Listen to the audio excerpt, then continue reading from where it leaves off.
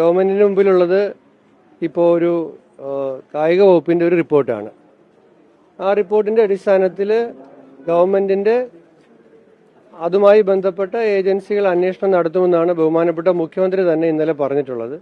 അത് തന്നെയാണ് എനിക്കും പറയാനുള്ളത്. അദ്ദേഹം മുഖ്യമന്ത്രി ഇന്നലെ പറഞ്ഞിട്ടുണ്ട് മാധ്യമങ്ങളെ കണ്ടപ്പോൾ.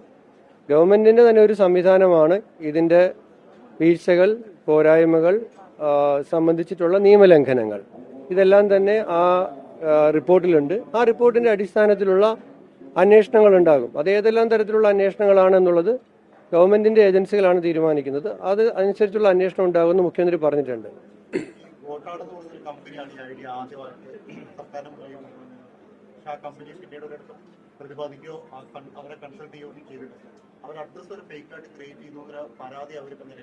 ഈ പറയുന്ന താങ്കളുടെ ഉന്നയിച്ച ചോദ്യം അടക്കം ഈ പ്രാഥമികമായി ഗവൺമെന്റിന്റെ മുമ്പിലുള്ള റിപ്പോർട്ടിനകത്ത് വന്നിട്ടുണ്ട് എന്നാണ് ഞാൻ മനസ്സിലാക്കുന്നത്.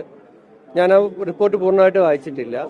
പക്ഷേ അതിന്റെ എല്ലാം അടിസ്ഥാനത്തിൽ ഉള്ള അന്വേഷണം നടക്കുമ്പോൾ ഈ പറഞ്ഞ അടക്കമുള്ള കാര്യങ്ങൾ അന്വേഷണത്തിന്റെ പരിധിയിൽ വരും. അന്വേഷിക്കട്ടെ, അന്വേഷിച്ചിട്ട് അതിന്റെ സത്യം പുറത്തു വരട്ടെ. നിയമലംഘനങ്ങൾ ഉണ്ടെങ്കിൽ അത് പുറത്തു വരട്ടെ. അത് പുറത്തു വരണമെന്നല്ലേ എല്ലാവരും ആഗ്രഹിക്കുന്നത്.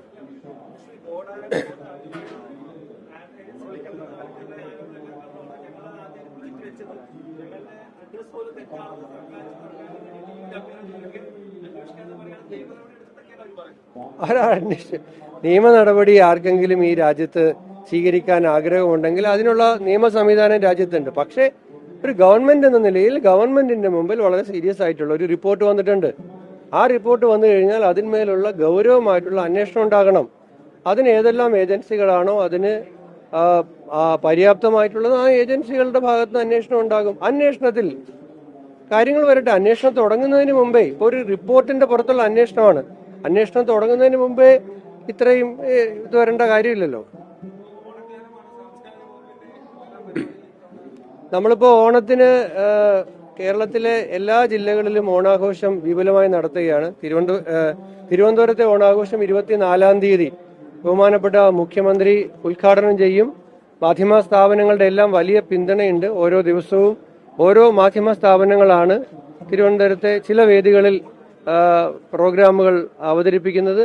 അതോടൊപ്പം തന്നെ കേരളത്തിലെ ഏതാണ്ട് 8,000-ന് മുകളിൽ കലാകാരന്മാർ ഈ 7 ദിവസം സംസ്ഥാനത്തിന്റെ വിവിധ ഭാഗങ്ങളിൽ, അതാണ് ഇതിന്റെ ഒരു ഹൈലൈറ്റ് എന്ന് പറയുന്നത്. 8,000-ഓളം കേരളത്തിലെ കലാകാരന്മാർ അവരുടെ കല അവതരിപ്പിക്കാനുള്ള അവസരം നമ്മൾ ഒരുക്കുന്നുണ്ട്. അങ്ങനെ 24 മുതൽ 30-ാം തീയതി ഘോഷയാത്രയോടുകൂടി സമാപനമാണ്.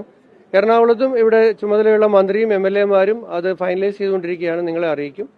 ഓണം നന്നായി തന്നെ ആഘോഷിക്കാനാണ് ഈ ഗവൺമെന്റ് വന്നതിന് ശേഷമുള്ള ആദ്യത്തെ ഓണമാണ്. ഓണാഘോഷം ടൂറിസം വകുപ്പ് ഓണം ടൂറിസം വാരാഘോഷമായിട്ട് ഗംഭീരമായി നടത്തും. ഞാൻ ഒരു കാര്യം നിങ്ങൾ ചോദിക്കാത്തൊരു കാര്യം കൂടി പറയുകയാണ്. ഇന്ന് രാവിലെ പത്രം കണ്ടപ്പോൾ ഞാനതിൻ്റെ വാർത്തകൾ വായിച്ചു. ഇന്നലെ ചില വിഷ്വൽസ് കണ്ടു.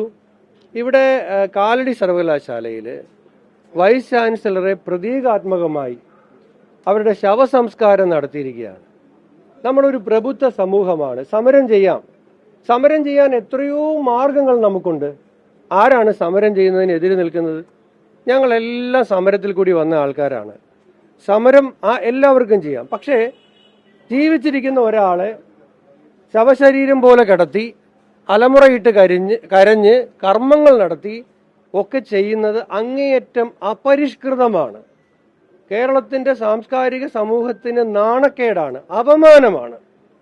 ഇത് മാർക്സിസ്റ്റ് പാർട്ടി CPM-ന്റെ വിവേകമുള്ള നേതാക്കന്മാർ ഈ പ്രവൃത്തിയെ തള്ളിപ്പറയണം. അതിന് കാരണക്കാരായവർക്കെതിരെ നടപടിയെടുക്കണമെന്നാണ് എൻ്റെ അഭിപ്രായം. വളരെ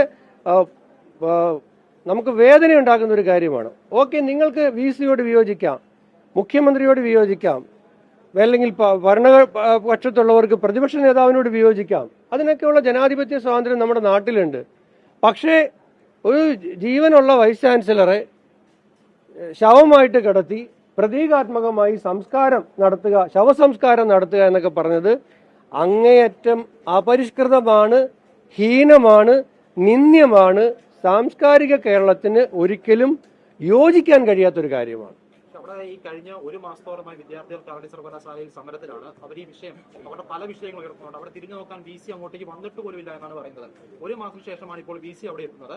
ഈ VCക്ക് അധിക ചുമതല നൽകിയത് മൂലം ഒരു ഗുരുതര പ്രതിസന്ധി കാലടി സർവകലാശാലയിലുണ്ട്. അപ്പോൾ അത് പരിഹരിക്കാൻ സർക്കാരിന്റെ ഭാഗത്തുനിന്ന് ഉന്നത വിദ്യാഭ്യാസ വകുപ്പിന്റെ ഭാഗത്തുനിന്ന് ഒരു ഇടപെടൽ ഉണ്ടാകുന്നില്ലെന്നാണ് അവരുടെ ആരോപണം. അത് പൊറുതിമുട്ടി സമരം ചെയ്തു എന്നുള്ളതാണ് അവരുടെ നിലപാട്. അല്ല, ഞാൻ KSU പ്രസിഡന്റ് ആയിരുന്ന ഒരാളല്ലേ. 1 മാസവും 2 മാസവും 6 മാസവും ഒക്കെ സമരം ചെയ്തിട്ടും ഗവൺമെന്റുകൾ തിരിഞ്ഞു നോക്കാത്ത എത്രയോ ഇഷ്യൂസ് ഉണ്ടായിട്ടുണ്ട്. തിരിഞ്ഞു നോക്കണം എന്നുള്ളതാണ് എൻ്റെ അഭിപ്രായം. താങ്കൾ പറഞ്ഞുകൊണ്ടാണ് യോജിക്കുന്നത്. ഉണ്ടായിട്ടുണ്ട്, കേരളത്തിൽ പലപ്പോഴും ഉണ്ടായിട്ടുണ്ട്. ഇവിടെ ആശാ പ്രവർത്തകർ സമരം ചെയ്തപ്പോൾ അവരെ തിരിഞ്ഞു നോക്കിയില്ലെന്ന് മാത്രമല്ല, അവർ പാട്ടവർഗികളാണ് എന്ന് പറഞ്ഞ് അധിക്ഷേപിക്കുകയും കൂടെ ചെയ്തിട്ടുണ്ടല്ലോ. പാട്ടവർഗികളുടെ സമരമാണെന്നല്ലേ ഉന്നതരായ ആൾക്കാർ പറഞ്ഞു. സമരം ചെയ്യുന്നവരെ കേൾക്കണം എന്ന അഭിപ്രായത്തോട് യോജിക്കുകയാണ്. ഞാൻ പ്രാഥമികമായി മനസ്സിലാക്കിയത് അവിടുത്തെ ജനറൽ ഇഷ്യൂസുമായി ബന്ധപ്പെട്ട് മുഴുവൻ സംഘടനാ നേതാക്കന്മാരുടെ യോഗം വിളിച്ചു ചേർക്കാമെന്ന് VC പറഞ്ഞപ്പോൾ പറ്റില്ല, അങ്ങനെ എല്ലാവരെയും ചേർത്തുള്ള ഒരു മീറ്റിംഗിൽ നമ്മൾ തയ്യാറല്ല എന്ന് സമരം ചെയ്യുന്നവർ ആവശ്യപ്പെട്ടു എന്നാണ് പറഞ്ഞത്. അതിന്റെ പേരിലാണ് ചർച്ച നീണ്ടുപോയെന്നാണ്. ഇനി ഇത് ചെയ്തെങ്കിൽ പോലും സമരം ചെയ്യുന്നവരുടെ ആവശ്യത്തെ ഈ രൂപത്തിലുള്ള സമരമല്ല, അവിടെ വേറെ സമരം നടന്നിട്ടുണ്ടാവുമല്ലോ, കേൾക്കും, ഈ ഗവൺമെന്റ് കേൾക്കും, ഗവൺമെന്റിന്റെ സംവിധാനം കേൾക്കും. പക്ഷെ അതിന് ഇതല്ല മാർഗം.